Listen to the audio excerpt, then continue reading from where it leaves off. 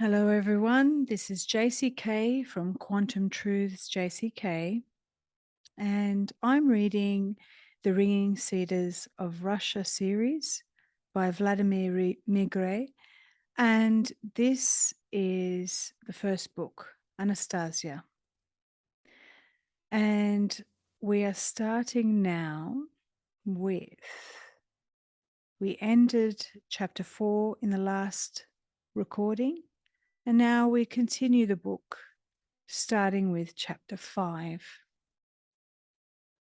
So, chapter 5, A Forest Bedroom. I wasn't at all equipped to spend a night in the wilds of the forest. Anastasia put me to bed in some kind of cave hollowed out of the ground. Exhausted after my wearying trek, I quickly fell fast asleep.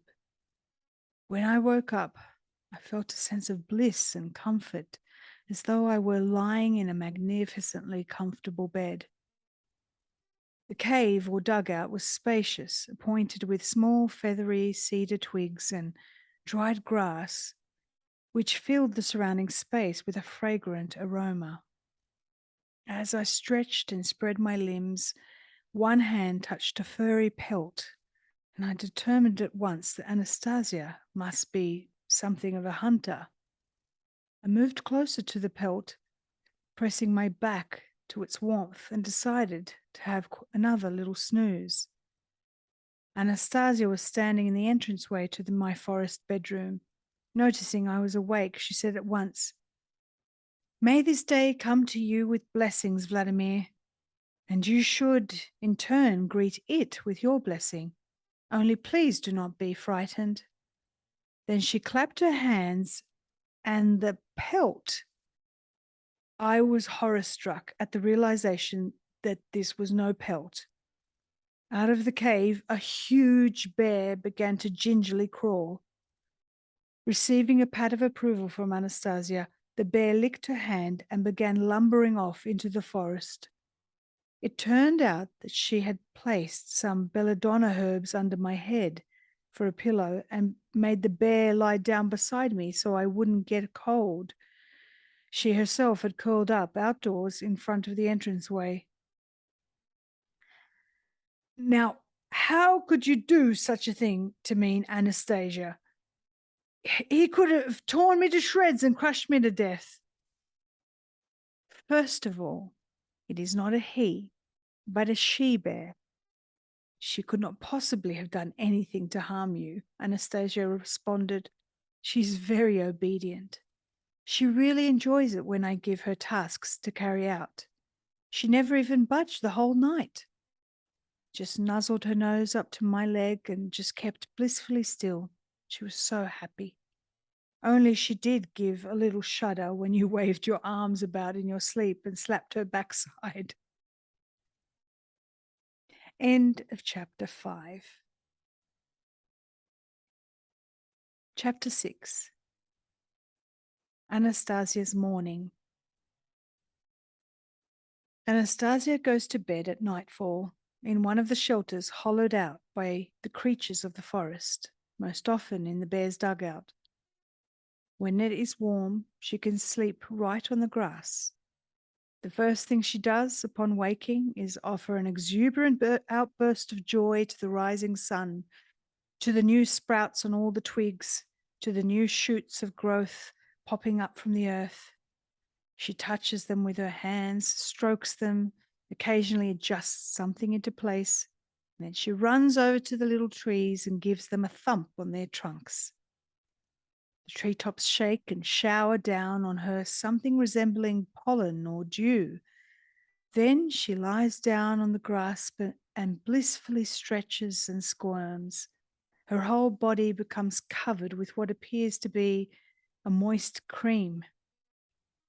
And she drives off and jumps into her little lake, splashes down about and dives to the bottom. She's a terrific diver. Her relationship with the animal world around her is very much like people's relationships with their household pets. Many of them watch Anastasia as she does her morning routine. They don't approach her, but all she has to do is look in the direction of one of them and make the tiniest beckoning gesture. And the lucky one jumps up on the spot and rushes to her feet.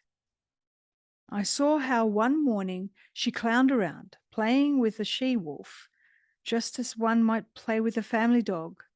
Anastasia clapped the wolf on the shoulder and dashed off at full tilt. The wolf gave chase, and just as she was about to catch up with her, Anastasia, still on the run, suddenly jumped in the air, repelled herself with both feet off the trunk of a tree, and dashed off in the other direction. The wolf couldn't stop, but kept on running past the tree, finally making an about turn and chasing about after the laughing Anastasia. Anastasia gives absolutely no thought to feeding or clothing herself. She most often walks about nude or semi-nude. She sustains herself with cedar nuts, along with varieties of herbs and berries and mushrooms. She eats only dried mushrooms. She never goes hunting for nuts or mushrooms herself, never stores up any kind of provisions even for the winter. Everything is prepared for her by the multitude of squirrels dwelling in these parts. Squirrels storing up nuts for the winter is nothing out of the ordinary. That's what they do everywhere, following their natural instincts. I was struck by something else, though. At the snap of Anastasia's fingers, any squirrels nearby would compete to be the first one to jump onto her outstretched hand and give her the kernel of an already shelled cedar nut. And whenever Anastasia slaps her leg bent at the knee, the squirrels make some sort of sound as if signaling to the others, and they all start bringing dried mushrooms and other supplies and laying them out before her on the grass. And this they do, it seemed to me, with a good deal of pleasure. I thought she had trained them herself, but Anastasia told me that their actions were instinctive, and the mother squirrel herself teaches this to her little ones, for example. Perhaps one of my early forebears once trained them, but most likely this is simply what they are destined to do. By the time winter has set in, each squirrel has stored up several times as many supplies as it can use for itself. To my question, how do you keep from freezing during the winter without the proper clothing? Anastasia replied with a question of her own. In your world, are there no examples of people able to withstand the cold without special clothing? And I remembered the book by Porfiry Ivanov, who went around barefoot and wearing only shorts no matter how cold the weather. It tells in the book how the fascists, wanting to test the endurance abilities of this extraordinary Russian, poured cold water over him in a minus 20-degree frost and then made him ride naked on a motorcycle. In her early childhood, in addition to her mother's milk, Anastasia was able to draw upon the milk of many different animals. They freely allowed her access to their nipples. She makes absolutely no ritual of mealtime, never sits down just to eat, but picks berries and sprouts of plants as she walks and continues on with her activities. By the end of my 3-day stay with her, I could no longer relate to her as I had done at our first encounter. After all I had seen and heard, Anastasia had been transformed for me into some kind of being, but not a beast, since she has such a high degree of intelligence. And then there's her memory. Her memory is such that she, of course, forgets nothing of what she has seen or heard at any moment in time. At times it seemed that her abilities are well beyond the comprehension of the average person. But this very attitude toward her is something that greatly distresses and upsets her. In contrast to certain people we all know with unusual abilities, people who wrap themselves in an aura of mystery and exclusivity, she constantly tried to explain and reveal the mechanism underlying her abilities, to prove that there was nothing supernatural to them, to man in them or in her, that she was man. a woman, and she repeatedly asked me to bear that in mind. I did attempt to keep it in mind after that and try to find an explanation for this extraordinary phenomenon. In our civilization, one's brain works to develop a life for oneself, obtain food to eat, and satisfy one's sexual instincts. In Anastasia's world, no time is spent on these things whatsoever. Even people who find themselves in a situation like the Likovs are obliged to constantly give thought to how to feed and shelter themselves. They don't get help from nature to the same extent as Anastasia does. There are all sorts of tribes living far from civilization that are not blessed with this kind of contact. According to Anastasia, it is because their thoughts are not pure enough. Nature and the animal world feel this.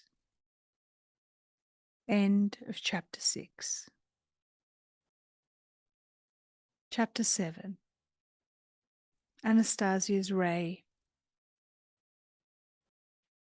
I think the most unusual mystical phenomenon I witnessed during my time in the forest with Anastasia's ability to see not only individuals at great distance, but also what was going on in their lives. Possibly other recluses have had a similar ability. She did this with the help of an invisible ray. She maintained this was something everybody has, but people don't know about it and are unable to make use of it. Man has still not invented anything that is not already in nature. The technology behind television is but a poor imitation of the possibilities of this ray. The ray being invisible, I didn't believe in it, in spite of her repeated attempts to demonstrate and explain how it worked, to find some proof or plausible explanation. And then one day, tell me, Vladimir, what do you think daydreams are? And do many people dream of the future? Daydreaming, I think a lot of people are able to do that. It's when you imagine yourself in a future of your own desire. Fine. So, you do not deny that man has the capacity to visualize his own future, to visualize various specific situations. That I don't deny. And what about intuition? Intuition, it's probably the feeling one has when, instead of analyzing what or why something might happen, some sort of feelings suggest the right thing to do. So, you do not deny that in man there exists something besides ordinary analytical reasoning that helps him determine his own and others' behavior? Well, let's say that's true. Wonderful. Good, exclaimed Anastasia. Now, the night dream. The night dream. What is that? The dreams almost all people have when they are asleep. The night dream. That's, I really don't know what that is. When you're asleep, a dream is simply a dream. All right, all right. Let us call it just a dream, but you do not deny it exists. You and other people are aware that someone in a dream state, when his body is almost beyond the control of a part of his consciousness, can see people and all sorts of things going on. Well, that, I think, is something nobody will deny. But still, in a dream, people can communicate, hold conversations, empathize. Yes, they can. And what do you think can a person control his dream? Call up in the dream images and events he would like to see, just like on ordinary television, for example. I don't think that would work out for anyone. The dream somehow comes all by itself. You are wrong. Man can control everything. Man is designed to control everything. The ray I am telling you about consists of information one possesses, concepts, intuitions, emotional feelings, and as a result of dreamlike visions consciously controlled by man's will. How can a dream be controlled in a dream? Not in a dream, wide awake, as if pre-programmed and with absolute accuracy. You only experience this in a dream, and it is chaotic. Man has lost most of his ability to control natural phenomena and himself. So he has decided that a night dream is simply an accident by an incidental byproduct of his tired brain. In fact, almost everybody on the earth.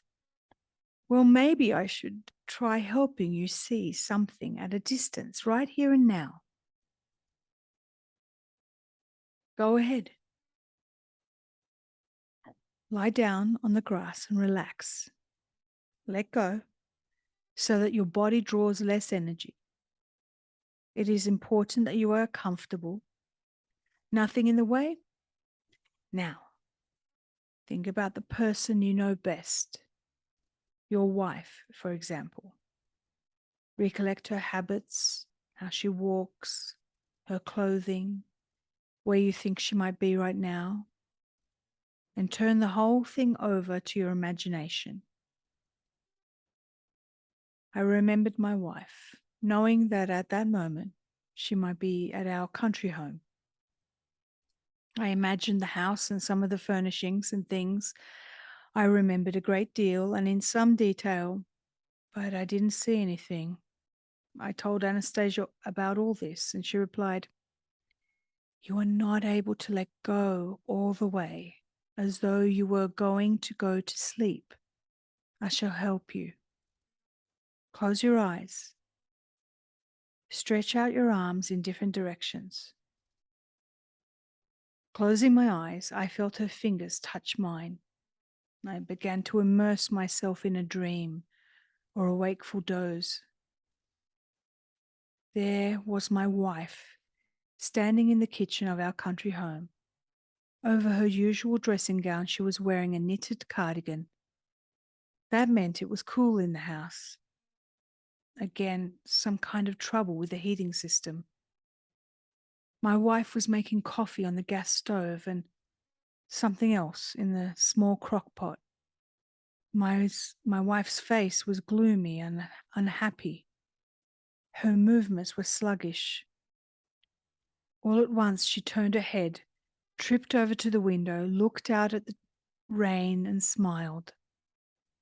The coffee on the stove was spilling over. She picked up the pot with its overflowing liquid, but didn't frown or get upset as she usually did. She took off the cardigan. I woke up. "Well, did you see anything?" asked Anastasia. "I did indeed, but maybe it was just an ordinary dream." "How could it be ordinary? Did you not plan on seeing your wife in particular?" "Yes, I did, and I saw her, but where is the proof that she was actually there in the kitchen at the moment I saw her in the dream?" Remember this day and hour, Vladimir, if you want to have proof. When you get home, ask her, was there not something else out of the ordinary that you noticed? "I can't think of anything." "You mean to say you did not notice a smile on your wife's face when she went over to the window? She was smiling. She did not get upset when the coffee spilled."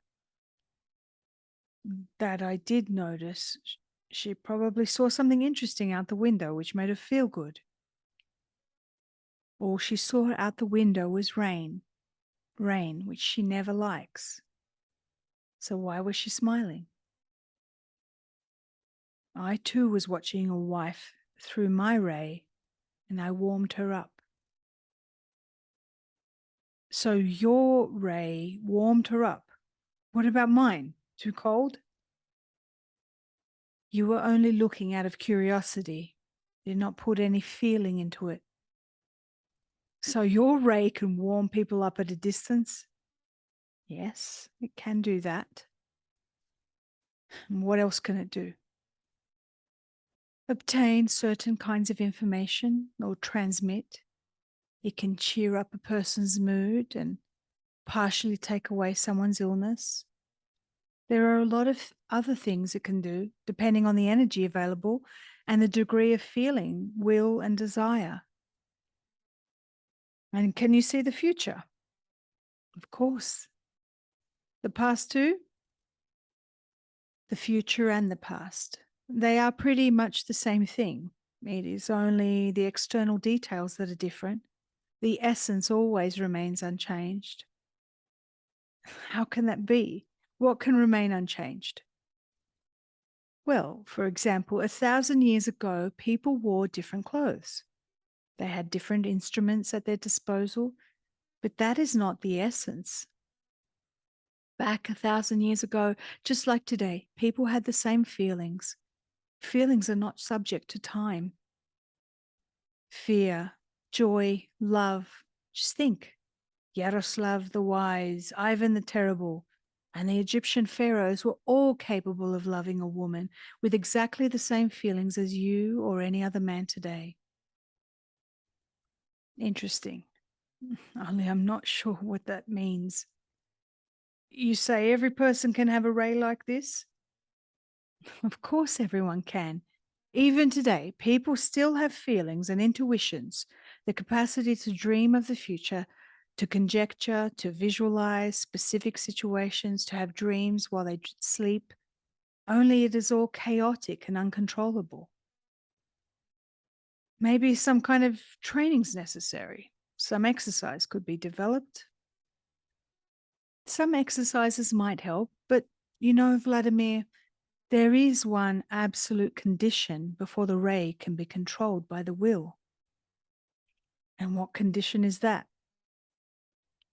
It is absolutely necessary to keep one's thoughts pure, as the strength of the ray depends on the strength of the radiant feelings.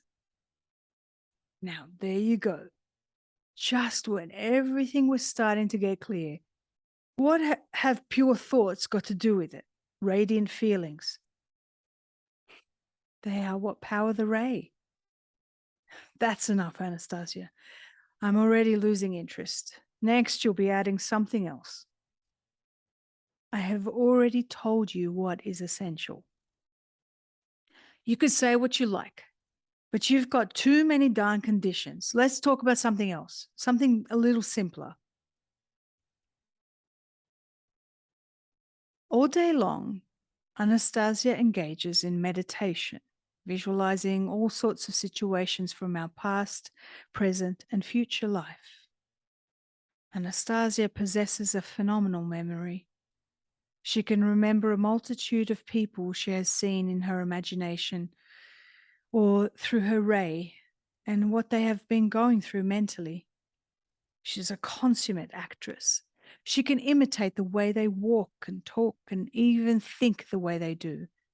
She concentrates her thought on the life experience of millions of people in the past and present. She uses the knowledge she gains from this to visualize the future and to help others. This she does at a great distance by means of her invisible ray. And the ones she helps through suggestion or decision, or the ones she heals, haven't the slightest idea that she's helping them. It was only later that I found out that similar rays, invisible to the eye, only of different degrees of strength, emanate from every individual. The academic Anatoly Akimov photographed them with special devices and published his results in 1996 in the May issue of the magazine Чудеса и Приключения, Wonders and Adventures. Unfortunately, we are unable to use these rays as she does.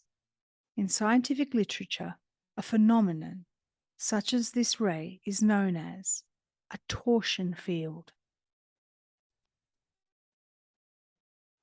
Anastasia's worldview is unusual and interesting. What is God, Anastasia? Does he exist? If so, why hasn't anyone seen him? God is the interplanetary mind or intelligence. He is not to be found in a single mass. Half of him he is in the non-material realm of the universe. This is the sum total of all energies. The other half of him is dispersed across the earth, in every individual, in every man. The dark forces strive to block these particles. What do you think awaits our civilization? In the long term, a realization of the futility of the technocratic path of development and a movement back to our primal origins. You mean to say that all our scholars are immature beings who are leading us into a dead end? I mean to say that they are accelerating the process. They are bringing you closer to the realization that you are on the wrong path. And so, all the cars and houses we build are pointless? Yes. You're not bored living here alone, Anastasia? Alone without television or telephone? These primitive things you mention, man has possessed them right from the very beginning, only in a more perfect form. I have them.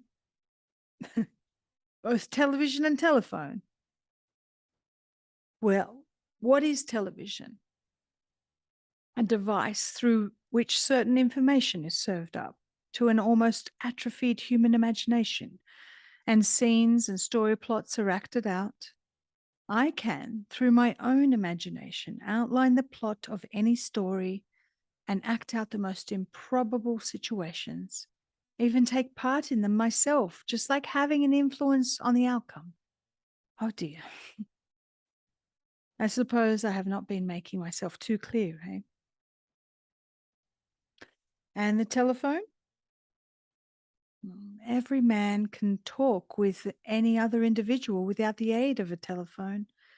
All that is needed is the will and desire of both parties and a developed imagination. End of chapter 7. Chapter 8. Concert in the taiga. I propose that she herself come to Moscow and appear on TV.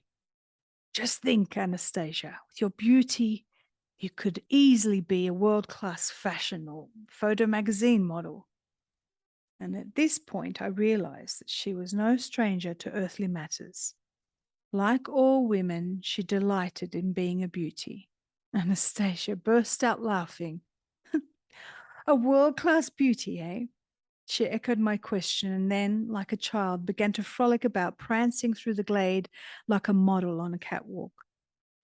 I was amused at her imitation of a fashion model, placing one foot in front of the other in turn as she walked, showing off imaginary outfits.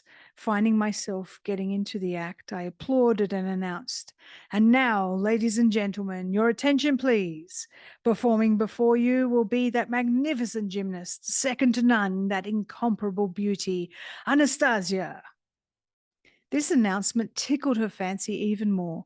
She ran out into the middle of the glade and executed an incredible flying somersault. First forward, then backward, then to the side, both left and right, then an amazingly high leap into the air.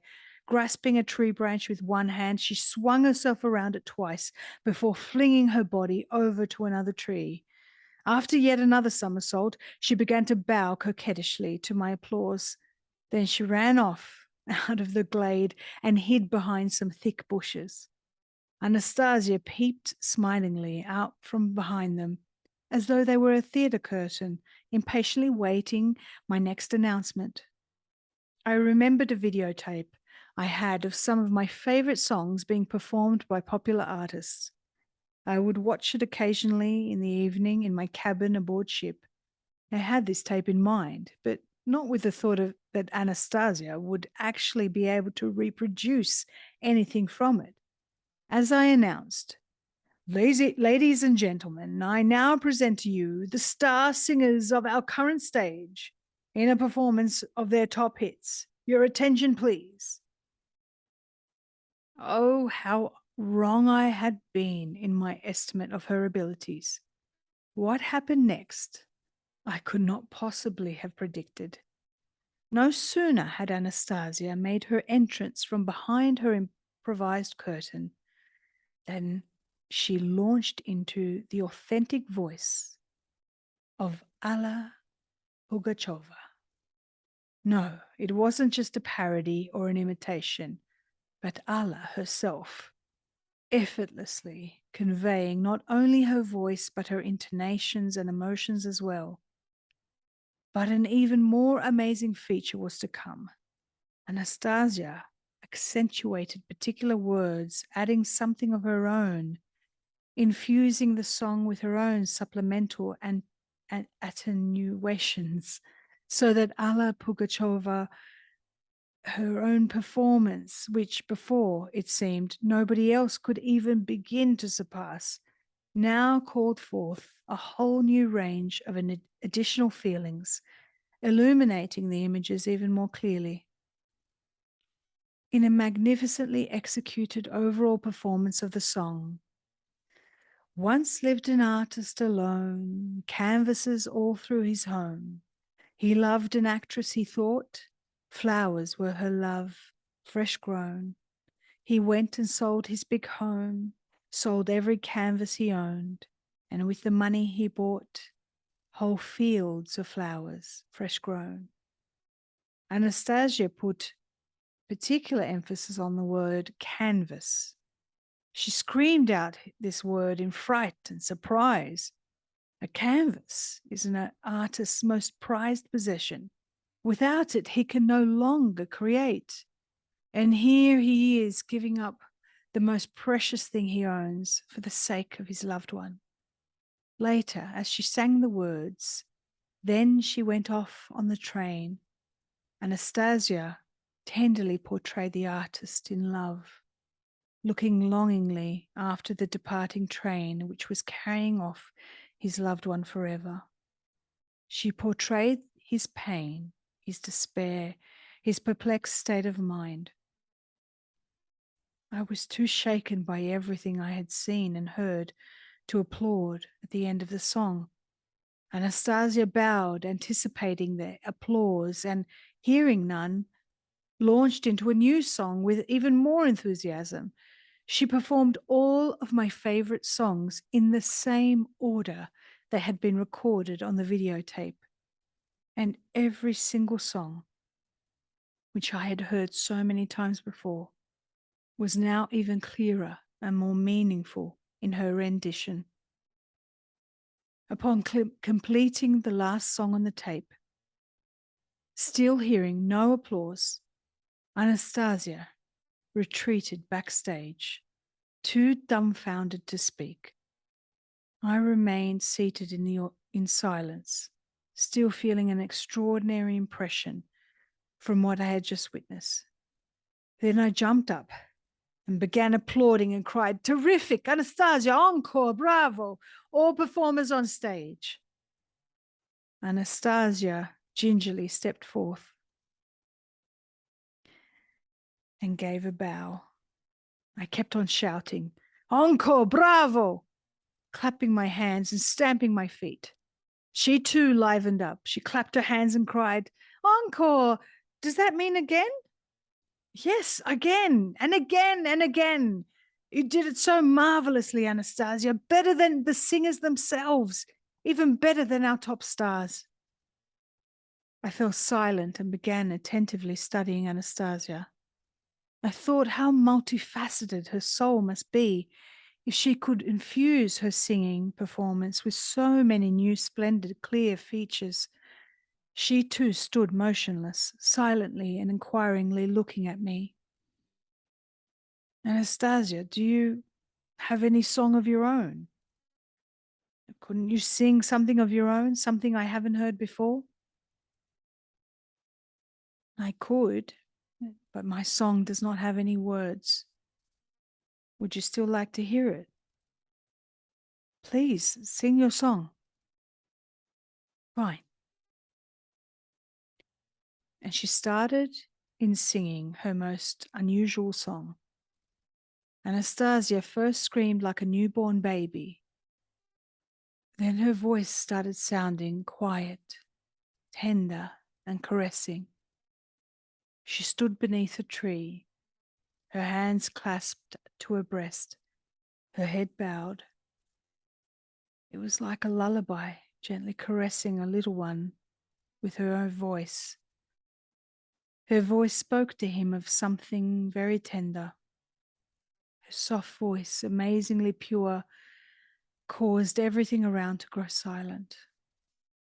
The birds singing, the chirping of the crickets in the grass.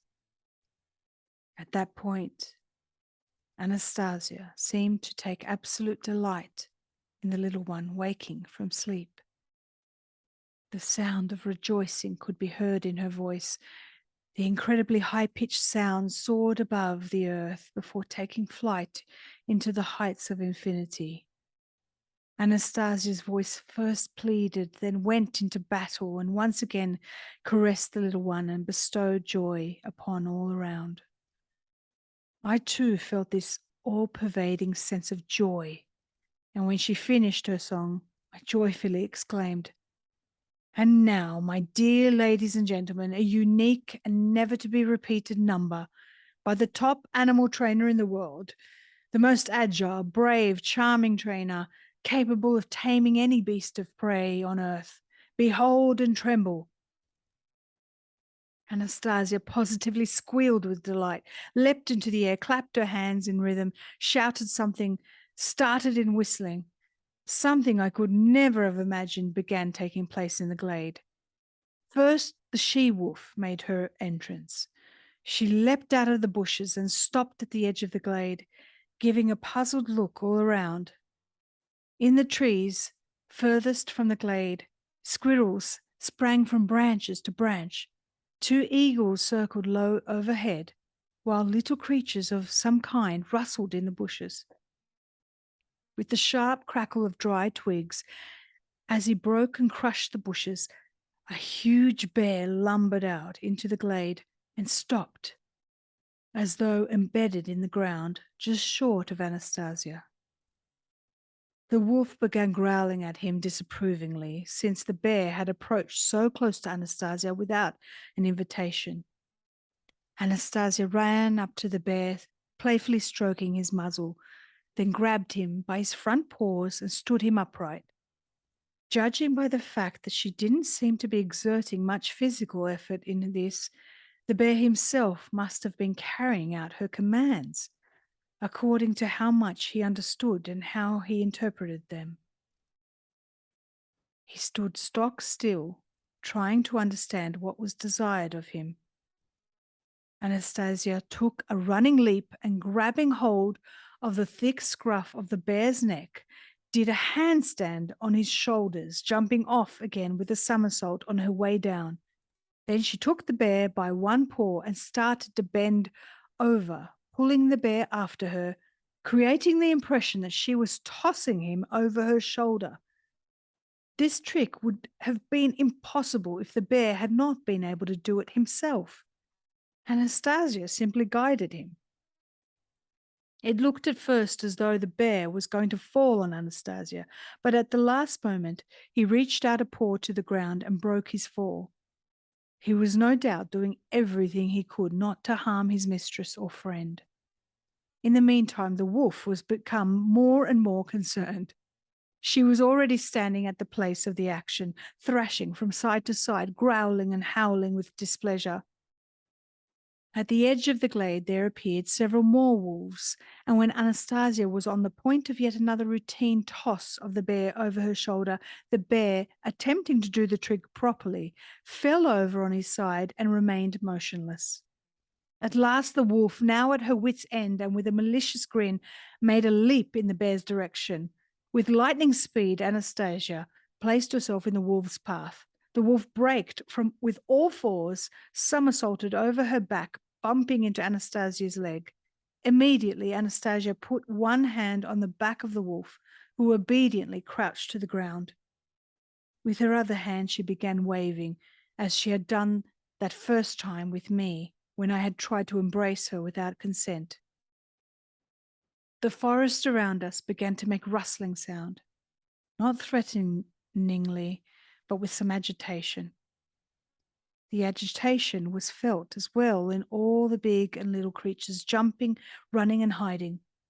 Anastasia began taking away the agitation. First, she stroked the wolf, slapped her on the back, and sent her off out of the glade as though she were a pet dog. The bear was still lying on his side in an uncomfortable pose, like a fallen scarecrow. He was probably waiting to see what else was required of him. Anastasia went over to him and made him stand up, stroking his muzzle, and sent him out of the glade like the wolf. Anastasia, blushing and cheerful, ran over and sat down beside me, breathed in deeply and slowly exhaled, and noticed that her breathing all at once became even, as though she hadn't been carrying out any extraordinary exercises at all. They do not understand play acting, and they ought not to. It is not entirely a good thing, Anastasia remarked. Then she asked me, "Well, how was I? Do you think I could find any work in your life?"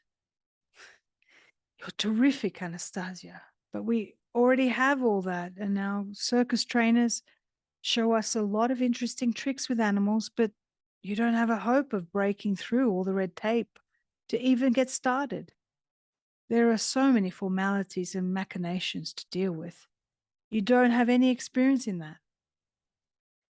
The remainder of our play consisted in going over possible alternatives. Where could Anastasia get a job in our world, and how would she overcome the formalities in the way? But no easy alternative presented itself, since Anastasia had neither a residence permit nor proof of education, and nobody would believe the stories about her origins on the basis of her abilities, no matter how extraordinary they might be. Suddenly, turning serious, Anastasia said,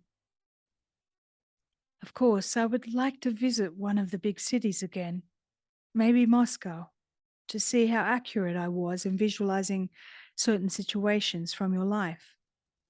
For one thing, I am at a complete loss to understand how the dark forces manage to fool women to such a degree that they unwittingly attract men with the charms of their bodies, and thereby deprive them of the opportunity of making a real choice, to choose someone close to their heart. And then they themselves suffer for not being able to create a real family, since..." And once again, she launched into deep and poignant discussions about sex, family, and the upbringing of children. And I could only think, the most incredible thing in all I have seen and heard is her ability to talk about our lifestyle and understand it in such specific detail. End of chapter 8. Chapter 9. Who lights a new star? On the second night, fearing that Anastasia would once again assign me her she-bear or concoct up some new device to keep me warm, I categorically refused to go to sleep at all unless she herself lay down beside me. I thought that as long as she was beside me, she wouldn't be up to any tricks, and I told her, "You've invited me as a guest, I take it, in your home. I imagine there would be at least a few buildings here, but you won't even let me light a fire, and you offer me a beastie to keep me company at night. If you don't have a normal home, what's the point of inviting a guest? All right, Vladimir. Do not worry, please. Do not be afraid. Nothing bad is going to happen to you. If you want, I shall lie down beside you and keep you warm. This time, in the dugout cave, there were even more cedar branches strewn around, along with neatly arranged dry grasses. And there were also branches stuck on the wall. I got undressed. I put my sweater and trousers under my head for a pillow. I lay down and covered myself with my jacket. The cedar twigs gave off that same bacteria-killing aroma described in the popular literature as capable of purifying the air. Though here in the taiga, the air is already pure. The air in the cave was particularly easy to breathe. The dried grasses and flowers contributed a still more unusual delicate fragrance. Anastasia kept her word and lay down beside me. I sensed the fragrance of her body, which surpassed all other odors. It was more pleasant than the most delicate perfume I had ever sensed from a woman's body. But now I had no thought of wanting to possess her. After my attempt to do so on the way to the glade, which had resulted at the time in an attack of fear and loss of consciousness, I no longer felt aroused by fleshly desires, even when I saw her naked. I lay down and dreamt of the son my wife never bore to me. And I thought, wouldn't it be wonderful if my son could be born by Anastasia? She's so healthy and sturdy and beautiful. The child then, too, would be healthy. He would look like me, like her too, but more like me. He would be a strong and clever individual. He would know a lot. He would become talented and prosper. I imagined our infant son sucking at his mother's nipple and involuntarily put my hand on Anastasia's warm, supple breast. Immediately a shiver ran through my whole body and then dissipated at once. But it wasn't a shiver of fear, but something else extraordinarily pleasing. I didn't take my hand away, but only held my breath and waited for what might happen. Next thing I noticed was the feeling of the soft palm of her hand on mine. She did not push me away. I raised my head and began looking into Anastasia's marvelous face. The white twilight of the northern night made it seem even more attractive. I couldn't take my gaze off her. Her grayish blue eyes looked at me tenderly. I didn't restrain myself, but bent closer and quickly and carefully, with just the slightest touch, planted a kiss on her half-open lips. Once more a pleasing shiver ran through my body. My face was enshrouded with the fragrance of her breath. Her lips didn't utter as the last time, "Do not do this, calm down." And I had no fear at all. I was still haunted by the prospect of a son, and when Anastasia tenderly embraced me, stroking my hair, and gave her whole body to me, I felt something indescribable. Only upon waking in the morning was I able to realize that this kind of magnificent feeling, blissful excitement and satisfaction, was something I had never once experienced in my entire life. Another peculiar thing, after a night spent with a woman, I had always felt a sense of physical fatigue, but here everything was different. In addition, I had the feeling of some kind of great co-creation. My satisfaction wasn't just something physical, but had another dimension I couldn't quite comprehend. One I had never experienced before, extraordinarily lovely and joyful. The thought even flashed through my mind that life was worth living just for this feeling alone. Why had I never experienced anything that even came close to this before? even though there had been all sorts of women, beautiful women, beloved women, women experienced in love. Anastasia was a girl, a tender, quivering girl, but beyond that, there was something in her that belonged not to a single woman I had known. What was it? And where had she gone now?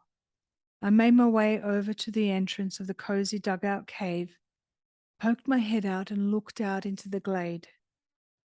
The glade was situated at a slightly lower level than my nighttime resting place, and it was covered by a layer of morning mist, a half a meter thick.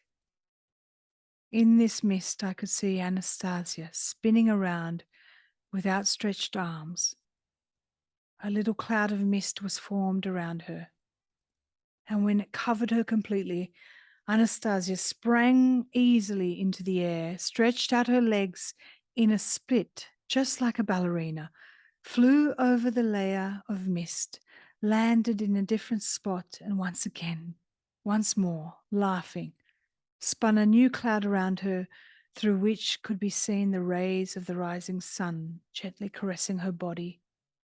It was a charming and delightful scene, and I cried out with an overflow of emotion, "Anastasia! Good morning, my splendid forest fairy. Anastasia, yeah." "Good morning, Vladimir," she joyfully called out in response. "It's so delightful, so wonderful out right now. Why is that?" I cried as loud as I could. Anastasia lifted up her hands towards the sun and began laughing with that happy, alluring laugh of hers, calling out to me and someone else besides, high above, in a sing-song voice, "Out of all the creatures in the universe, only man is given an experience like that. Only men and women sincerely desiring to have a child between them. Only man having such an experience lights a new star in the heavens. Only man striving for creation and co-creation. Thank you." And addressing me alone, she quickly added, "Only man striving for creation and co-creation, and not for satisfaction of his carnal needs." And again she went off in trills of laughter, leapt high into the air, stretched her legs into a split as though soaring over the mist.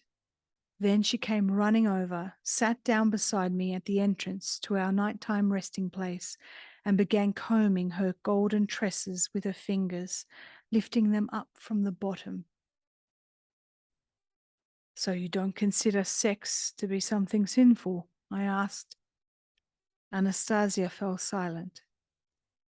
She looked at me in amazement and responded,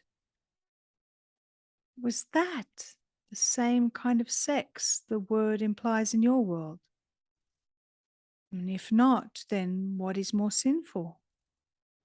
To give of yourself so that a man can come into the world, or to hold back and not allow a man to be born, a real man?" I started thinking. In actual fact, my nighttime closeness with Anastasia could not possibly be described by our usual word, sex. Then what did happen last night? What term would be appropriate here? Again I asked. And why did anything even approaching that experience never happen with me before? Or, for that matter, I would venture to say, with hardly anybody else in the world. You see, Vladimir, the dark forces are constantly trying to make man give in to base fleshly passions, to stop him from experiencing God-given grace. They try all sorts of tricks to persuade people that satisfaction is something you can easily obtain, thinking only of carnal desire. And at the same time, they separate man from truth. The poor, deceived women who are ignorant of this spend their lives accepting nothing but suffering and searching for the grace they have lost. But they are searching for it in the wrong places. No woman can restrain a man from fornication if she allows herself to submit to him merely to satisfy his carnal needs. If that has happened, their marital life will not be a happy one. Their marital life is only an illusion of togetherness, a lie, a deception accepted by convention. For the woman immediately becomes a fornicator, regardless of whether she is married to the man or not. Oh, how many laws and conventions mankind has invented in an attempt to artificially strengthen his false union. Laws, both religious and secular, all in vain. All they have done is caused people to play around, accommodate themselves, and imagine that such a union exists. One's innermost thoughts invariably remain unchanged, subject to nobody and nothing. Christ Jesus saw this, and trying to counteract it, he said, "Anyone who looks at a woman lustfully has already committed adultery with her in his heart." Then you, in your not so distant past, have tried to attach shame to anyone who leaves his family.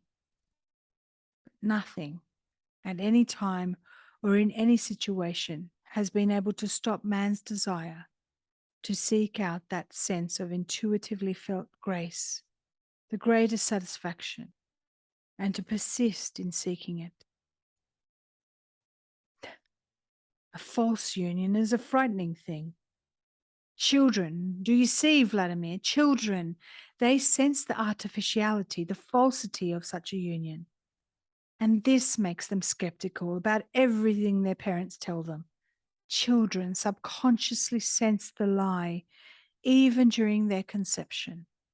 And that has a bad effect on them. Tell me what individual would want to come into the world as a result of carnal pleasures alone? We would all like to be created under a great impulsion of love, the aspiration to creation itself, and not simply come into the world as a result of someone's carnal pleasure.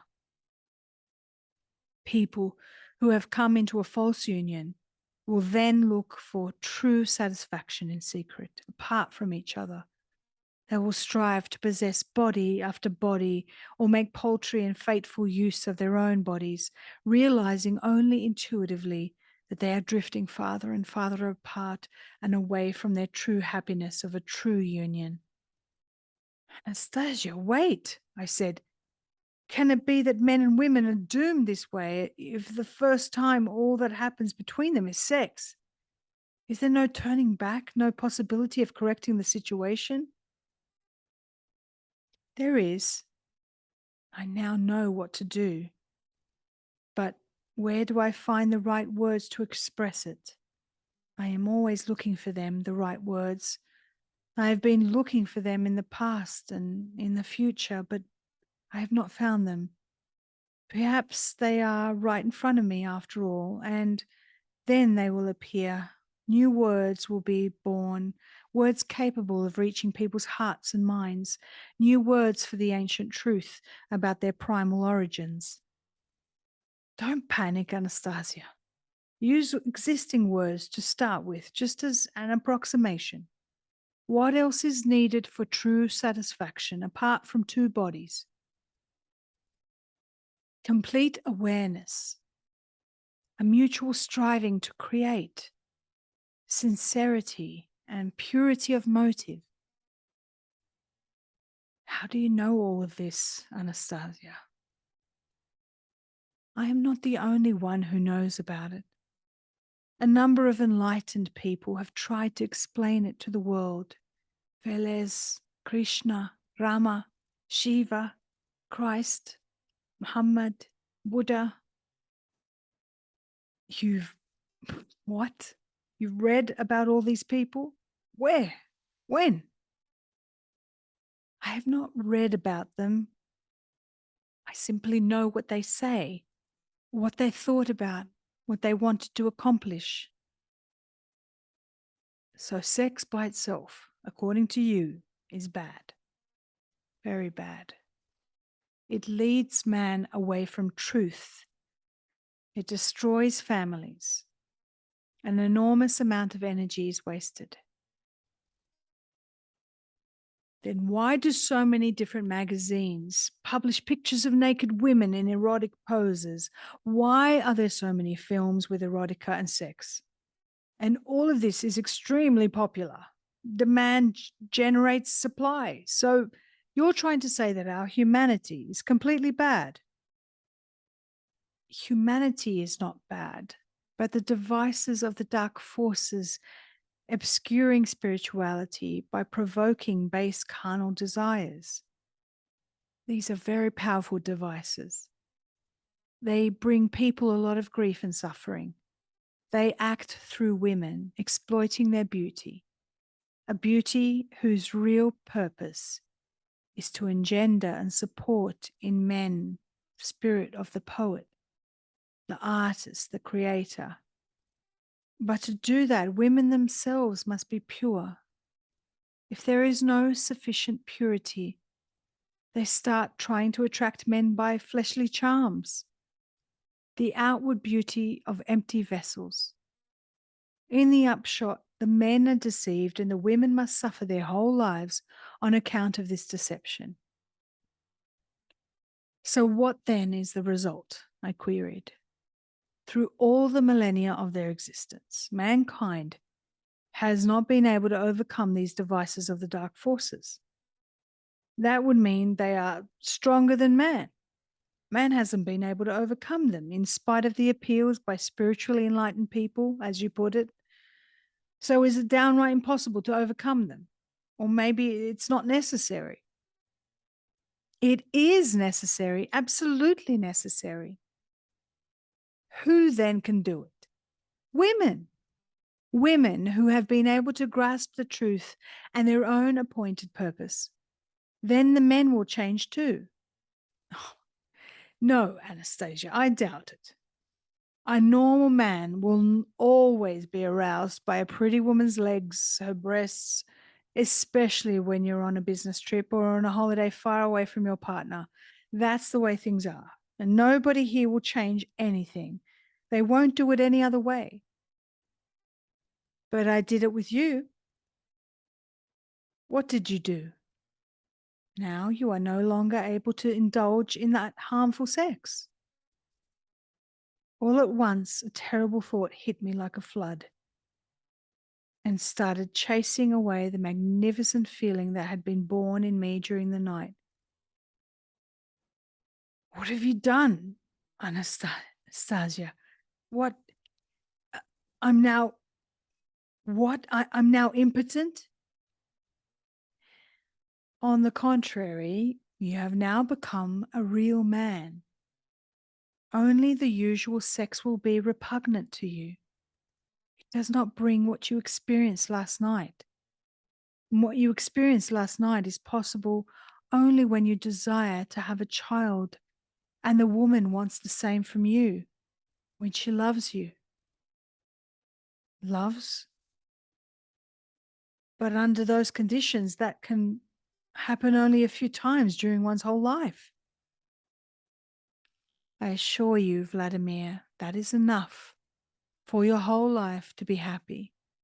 You will feel the same way eventually. People enter many times afresh into sexual interaction only through the flesh, not realizing that true satisfaction in the flesh is impossible to attain. A man and a woman who unite on every plane of existence, impelled by radiant inspiration, earnestly aspiring to the act of creation, experience tremendous satisfaction. The Creator gave this experience to man alone. No transitory thing. This satisfaction, no. It never can compare with fleeting, fleshly gratification. As you cherish the feelings from it over time, all planes of being will, with influence sublime, happify your life and the woman too. A woman who can give birth to a creation in the Creator's own image and likeness, his design. Anastasia held out her hand toward me, trying to move closer. I quickly darted away from her into a corner of the cave and cried, "Out of my way!" She got up. I crawled outside and backed off from her a few steps. "You have deprived me, quite possibly, of my chief pleasure in life. Everybody strives for it. Everybody thinks about it, only they don't talk about it out loud. They are illusions, Vladimir, these pleasures of yours. I have helped save you from a terrible, harmful, and sinful appetite. Illusion or not, doesn't make any difference. It's a pleasure recognized by everyone. Don't even think of trying to save me from any other harmful appetites as you see them. Or by the time I get out of here, I'll be no relations with women, no drinks or appetizers, no smoking. That's not something most people are used to in normal life." Well, what good is there in drinking, smoking, senseless and harmful digestion of such a huge quantity of animal meat when there are so many splendid plants created, especially for man's nourishment? You go and feed yourself with plants if you like, but don't come near me. A lot of us get pleasure out of smoking, drinking, sitting down to a good meal. That's how we do things. Do you understand? That's how. But everything you name is bad and harmful. Bad? Harmful? If guests come to celebrate at my place and they sit down at the table and I tell them, "Here, have some nuts to gnaw on. Have an apple, drink water and don't smoke." Now that would be bad. Is that the most important thing? When you get together with friends, you sit right down at a table and you drink and eat and smoke. Whether it's the most important thing or not is beside the point. That's how people behave all over the world. Some countries even have ritual dishes, roast turkey, for example. That is not accepted by everyone, even in your world. Maybe not by everyone, but I happen to live among normal people. Why do you consider the people around you to be the most normal?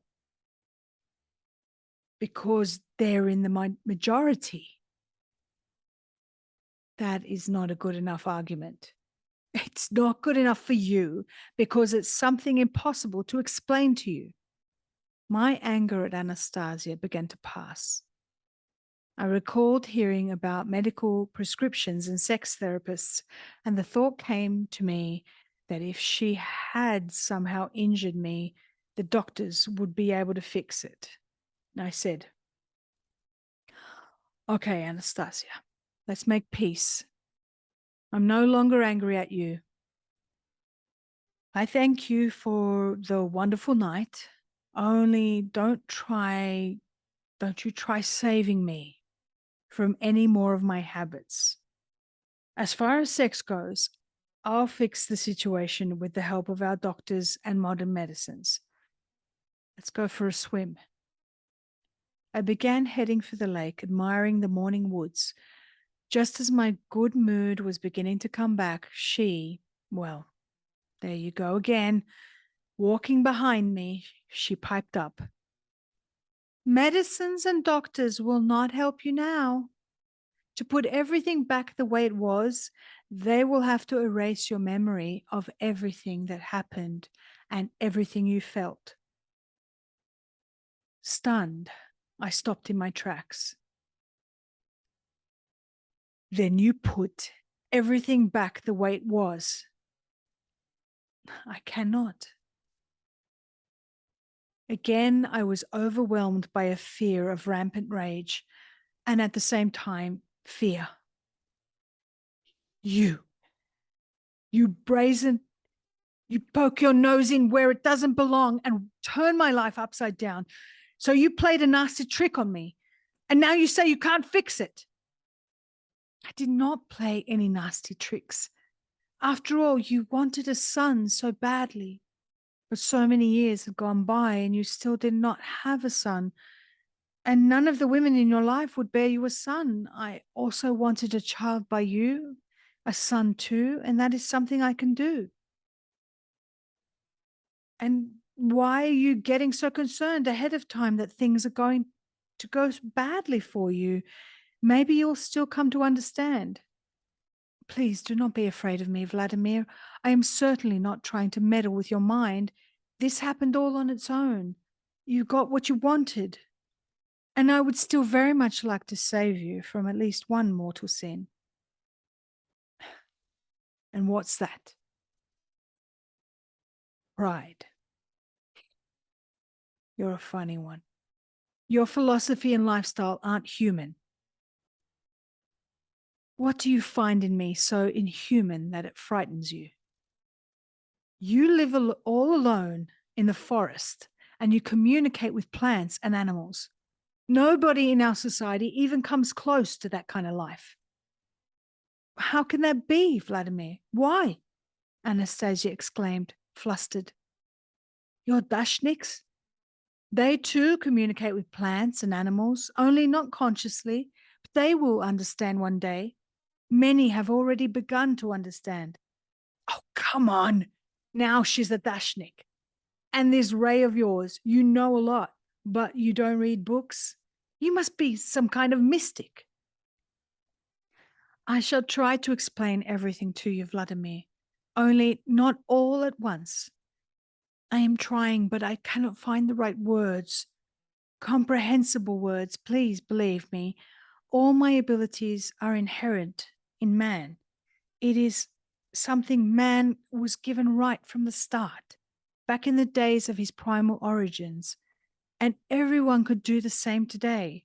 Nevertheless, people are starting to go back to their primal origins. It will be a gradual process after the forces of light triumph. What about your concert? You sang in all sorts of different voices. You portrayed my favorite artists, and even in the same order as on my videotape. That is right, Vladimir. You know, I once saw that tape of yours. I shall tell you later how it happened. And what? You right off memorized the words and tunes of all the songs? Yes, I memorized them. What is so complex or mystical about that? Oh dear. What have I done? What have I gone and done? I have talked too much. I've shown too much. I am muddle-headed and tactless. My grandfather once told me that. I thought he was just being affectionate, but in fact, I probably am tactless. Please, Vladimir. Anastasia's voice betrayed a very human concern, and this was probably the reason that almost all my fear of her had now left me. My whole feelings were preoccupied with the prospect of my son. Okay. I am no longer afraid. Only please try to be a bit more restrained.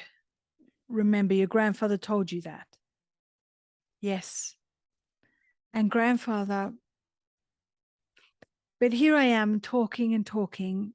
I have such a strong desire to tell you everything. Am I a chatterbox? Yes? But I shall try to very hard to restrain myself. I shall try to speak only in terms you will understand. So you'll soon be giving birth, Anastasia, I said. Of course, only it will not be on time. What do you mean? It will not be on time. Well, ideally, it should be in the summertime when nature can help with the nurturing. Why did you make that decision if it's so risky for you and the child? Do not worry, Vladimir. At least our son will survive and live. And you? And I shall try to hold on till the spring, and everything will adjust itself then. Anastasia said this without a tinge of sorrow or fear for life. Then she ran off and jumped into the little lake. The spray of the water in the sunlight took flight, just like fireworks, and landed on the smooth, mirror-like surface of the water. Some 30 seconds later, her body slowly began to break the surface. She lay, as it were, on the water, her arms widespread, her palms upturned, and smiled. I stood on the shore, looked at her, and thought to myself, will the squirrel hear the snap of her fingers when she lies with her baby in one of her shelters? Will she get help from any of her four-footed friends? Will her body have enough heat to warm up the little one? If my body should cool off and the baby has nothing to eat, he will start crying, she said quietly, coming out of the water. His cry of despair may waken nature, or at least part of it, before the beginning of spring, and then everything will be all right. They will nurse him. You read my thoughts. No, I just guessed you were thinking about that. That is quite natural. Anastasia, you said your relatives live close by.